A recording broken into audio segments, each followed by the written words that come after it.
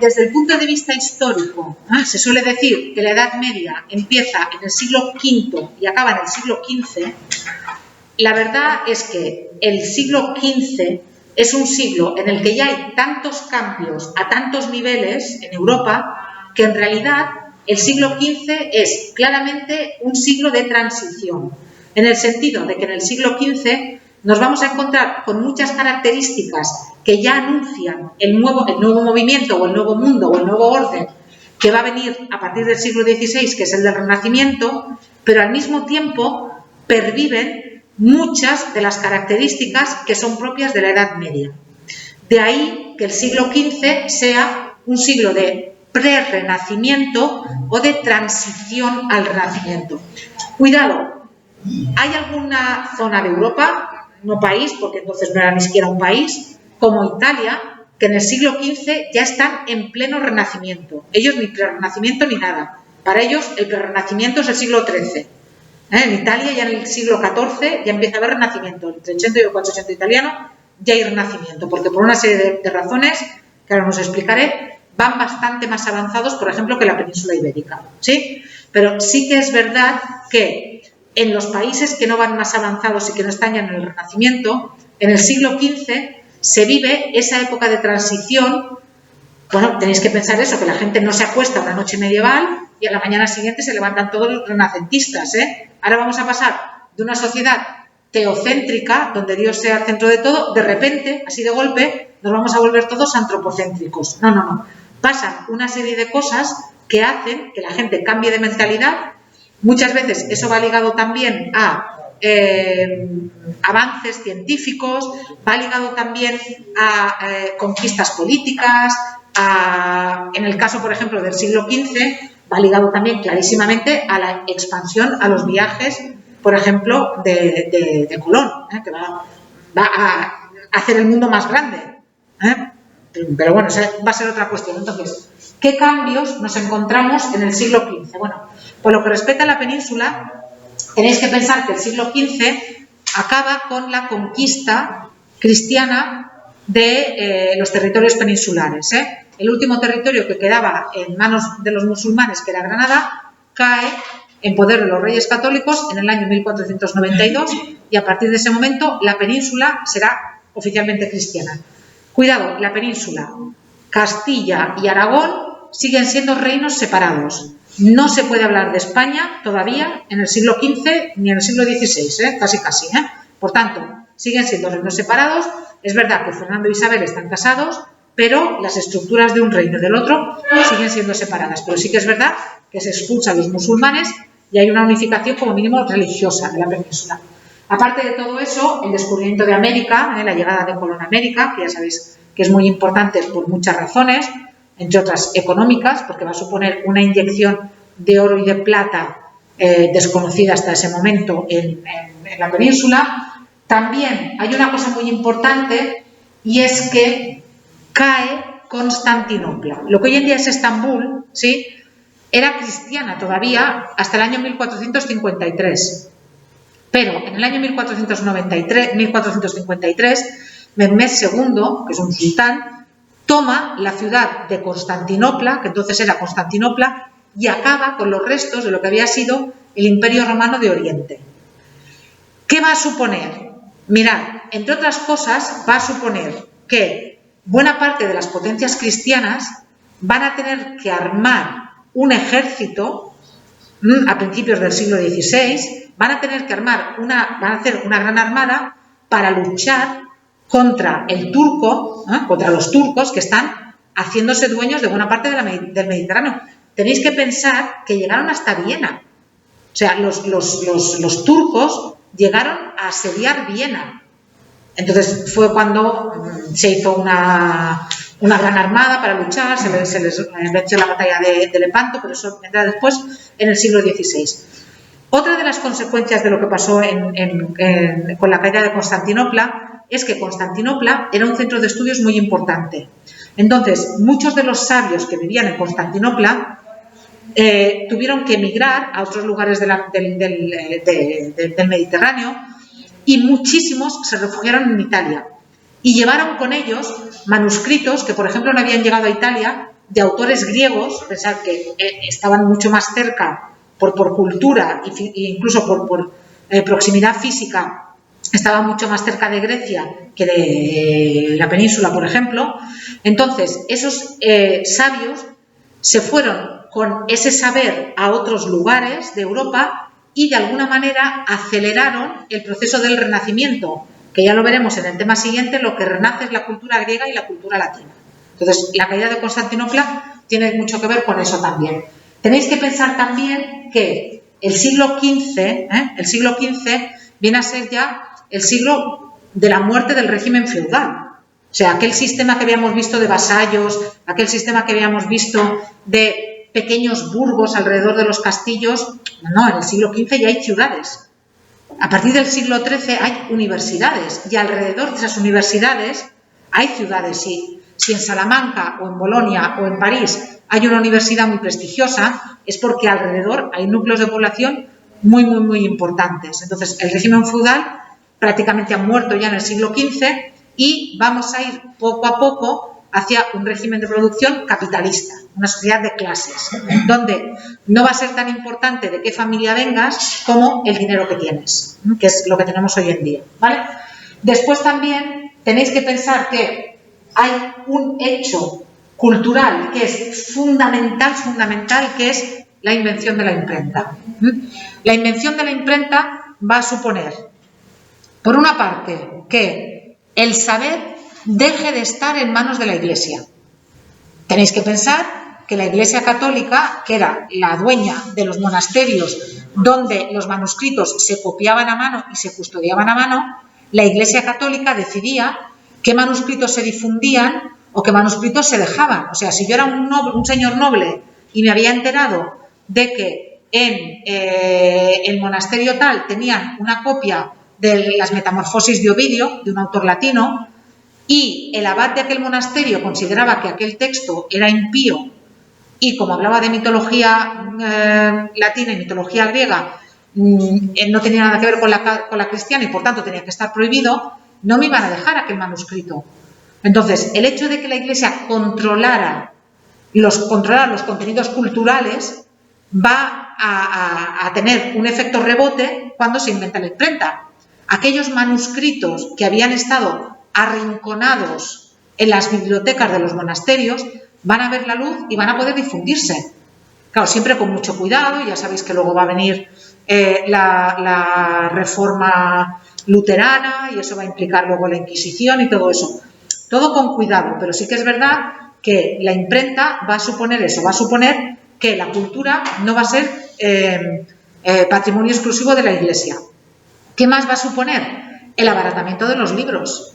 Entonces, si los libros son más baratos, van a estar al alcance de más gente y voy a tener más público lector. Y, por ejemplo, se van a incorporar en gran medida mujeres a la lectura. Va a empezar a haber, por ejemplo, en el siglo XV se va a crear un género literario que es la novela sentimental, que es novela amorosa, básicamente. Claro, ¿por qué se crea esa novela a partir del siglo XV? Pues porque hay mujeres burguesas, mujeres ricas que están en su casa y que no quieren leer solamente libros religiosos. Entonces, el hecho de que los libros sean más baratos y estén al alcance de más gente va a suponer también el éxito de la imprenta. Y las nuevas ideas, por ejemplo, que vienen de otros países, que vienen de Italia, que están más avanzados, como os he dicho, van a llegar también antes, después de la invención de la imprenta. Entonces, desde el punto de vista cultural, hay un antes y un después de la imprenta. Se está comparando mucho lo que supuso la invención de la imprenta con lo que ha supuesto la popularidad de Internet, o la invención de Internet, si queréis. O sea, después de Internet, las cosas no son las mismas. Y después de la invención de la imprenta, las cosas no fueron las mismas ya nunca más. Entonces, todo esto tiene que ver. Después también hay otra cosa muy importante, y es que durante la Edad Media seguía habiendo una conciencia muy grande de que el latín era la lengua de la cultura y de que incluso las obras literarias buenas había que escribirlas en latín. Yo os estoy hablando de la literatura en castellano, pero durante toda la Edad Media hubo muchísima literatura en latín y se consideraba que era la literatura de prestigio, la literatura que se escribía en latín. Durante la Edad Media, esta idea todavía estaba muy arraigada, pero en el siglo XV ya empieza a cambiar. Y durante el siglo XV se considera que las lenguas románicas ya tienen la suficiente entidad como para crear un tipo de literatura culta y nadie tiene que disculparse por escribir en castellano, por escribir en catalán o por escribir en francés, porque ya se va a considerar que esas lenguas están al mismo nivel que el latín. Tenéis que pensar que las lenguas románicas en su origen son dialectos del latín. El latín era la lengua madre y el castellano, el catalán, el francés, el italiano eran dialectos del latín. Pensad ahora, por ejemplo, cuando se habla de los dialectos, ¿no? Es que el mallorquín es un dialecto del catalán, es como, porque sea un dialecto, tiene un estatus inferior. No, no tiene un estatus inferior, es simplemente una variedad geográfica, un dialecto es una variedad geográfica. Pero si todavía hoy en día, con lo que nosotros sabemos, todavía seguimos teniendo esta percepción de que un dialecto es una lengua menor, imaginaos en la Edad Media, con toda la cultura que había venido del latín, con toda la cultura romana que todavía pervivía en Europa, claro, cuesta. Entonces, es verdad que a partir del siglo XV esto cambia y el mundo ha cambiado y con ello esta percepción de que la cultura buena tiene que ser el latín. Ya se puede hacer cultura en lenguas románicas, ¿eh? Todo esto es lo que tenéis aquí. Y, aparte de otras obras, en el siglo XV, la literatura en castellano deja una obra magnífica que es La Celestina, que está escrita en el año 1492 y que es una muestra perfecta de lo que significaba, de lo que podía significar una obra literaria de transición. En La Celestina nos encontramos con elementos que son claramente medievales, pero luego nos encontramos con elementos que son claramente renacentistas. Entonces, la obra representa muy bien esa tensión que se produce en un momento en el que hay fuerzas, digamos, del movimiento anterior que estiran, porque vienen de muchos siglos y porque las cosas siempre se han hecho así, pero al mismo tiempo ya nos encontramos con fuerzas que estiran de otra manera hacia el movimiento siguiente. Y estos momentos de tensión, históricamente, claro, siempre se resuelven a favor del nuevo movimiento, porque al final la historia es evolución, aunque nos parezca que a veces involucionemos, al final la historia siempre es evolución, aunque parezca mentira, y más en este momento. Por cierto, no os lo he dicho, en el siglo XV también pasa algo importantísimo, importantísimo, no lo tenéis aquí escrito, pero en estas circunstancias es importante señalarlo, que es la peste. La peste negra, que llega a matar a 1/3 de la población en Europa, 1 de cada 3, va a suponer también un cambio de mentalidad. O sea, durante toda la Edad Media la gente tenía muy presente el hecho de que yo estaba sufriendo mucho en esta vida porque después en la otra vida iba a tener una recompensa. Entonces, durante la Edad Media se planteaba la vida como un valle de lágrimas. El hecho de que la epidemia de peste se lleve por delante a tanta gente va a provocar en los que queden una especie de estallido de vitalismo, de yo me he salvado, entonces como me he salvado tengo que disfrutar de la vida. Entonces, es curioso, vamos a ver qué es lo que pasa después de esta, pero sí que es verdad que después de un primer momento de obras muy oscuras, muy pesimistas, muy relacionadas con el tema de la muerte, estoy hablando del siglo XV, después vino el Renacimiento, que es como, vale, solo tenemos esta vida, vamos a ser buenos porque luego nos tenemos que ganar el cielo, pero vamos a disfrutar, porque al final puede venir la muerte en cualquier momento y se nos lleva por delante. Entonces, la epidemia de peste del siglo XV también influye después en el cambio de mentalidad del Renacimiento, ¿vale? Bueno, la Celestina, me voy a la Celestina. A ver, si veis aquí el fragmento que tenéis de la Celestina, o estos dos fragmentos que tenéis de la Celestina, veis que la Celestina está escrita como si fuera una obra de teatro. ¿Lo veis? ¿Lo veis? Que pone Celestina y lo que dice Celestina, Melibea y lo que dice Melibea. ¿Veis que no hay narrador? No hay narrador, sino que hay, al principio de cada acto, hay un resumen del acto, de lo que va a venir a continuación, y diálogo, diálogo, diálogo, diálogo, diálogo. Entonces vosotros me diréis, ¿es claramente una obra de teatro? No, porque si fuera una obra de teatro, para representarla necesitaríamos como unas 10 o 12 horas. Y aunque hayas ido al teatro a ver obras largas, supongo que una obra de 10 o 12 horas no la irías a ver. Y segundo, tampoco es una obra de teatro porque no tiene acotaciones. No sabemos quién entra, quién sale, si están contentos, si están tal, porque lo único que tenemos es diálogo. ¿Por qué todo esto? Bueno, porque en principio esta obra pertenece a un género medieval que se escribía en latín que se llamaba comedia humanística y que eran obras hechas para ser leídas en voz alta por diferentes personas, ni siquiera actores, por diferentes personas ante un pequeño auditorio. Por ejemplo, en una corte. Imaginaos una corte, después de cenar, 4, 5, 6 personas se reparten los papeles y el resto de los que están allí escuchan. Claro, no en una noche, sino en diferentes noches. Entonces, la Celestina ya tiene ese primer problema. El primer problema que tiene la Celestina es ¿a qué género pertenece?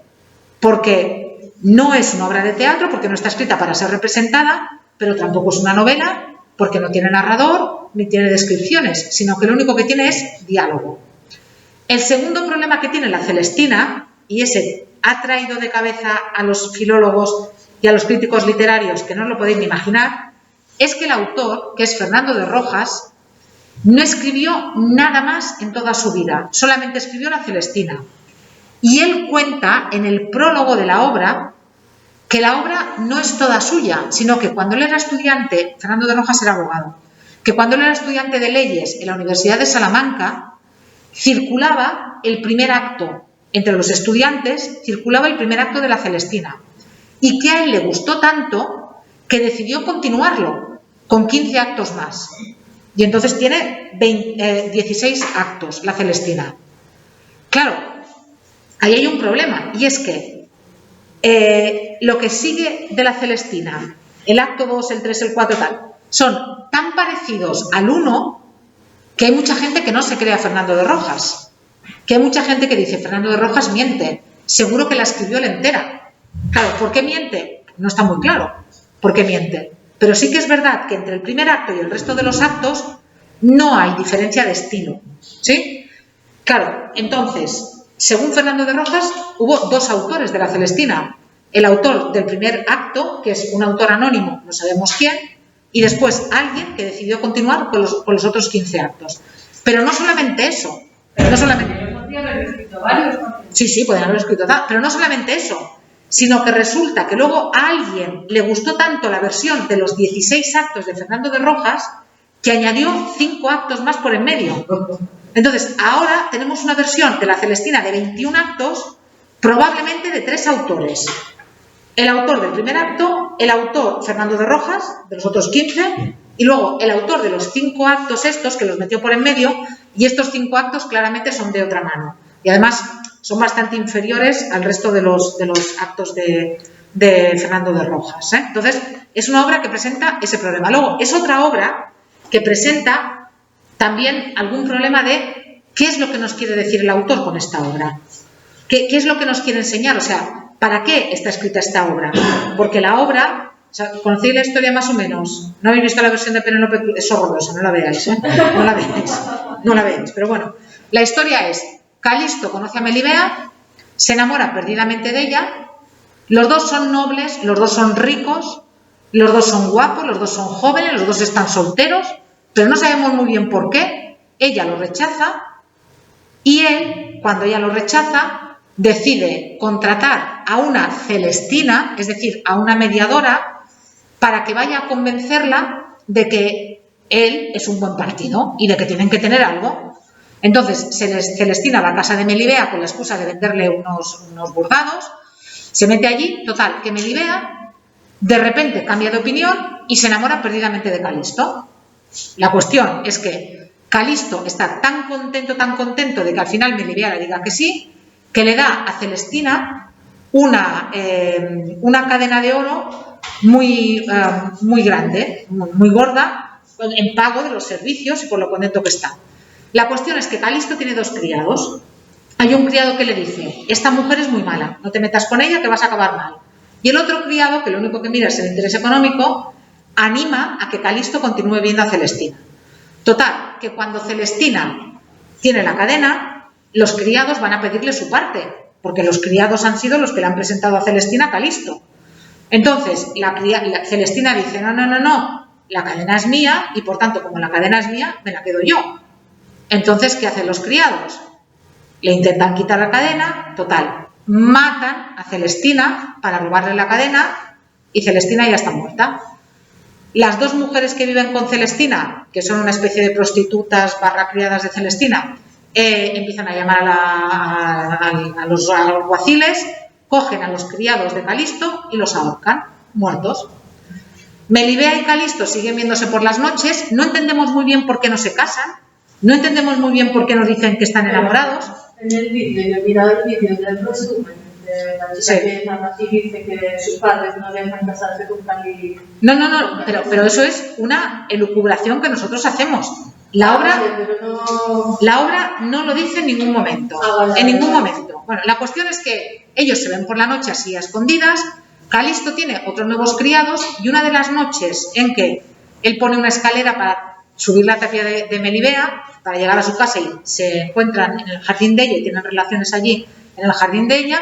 Total, una noche Calisto y Elío va a bajar por la escalera, alguien mueve la escalera y Calisto se cae y se mata.